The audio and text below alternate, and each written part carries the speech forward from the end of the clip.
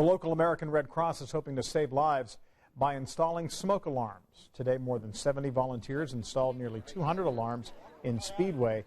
This is part of a national campaign to reduce the number of fire deaths by 25% by the year 2020. Volunteers say they're well on their way. So far in this campaign, we've saved about 131 lives in the United States, around 10, maybe a little bit more just in Indiana. These are places where Red Cross has installed a free smoke alarm. Their house caught on fire. They got out in time because of that free smoke alarm that Red Cross and the volunteers installed. Along with installing the new alarms, they're also checking other houses to make sure their alarms are working. The Red Cross says if you need a smoke alarm, you can call them. We have their number posted at WTHR.com. A Southern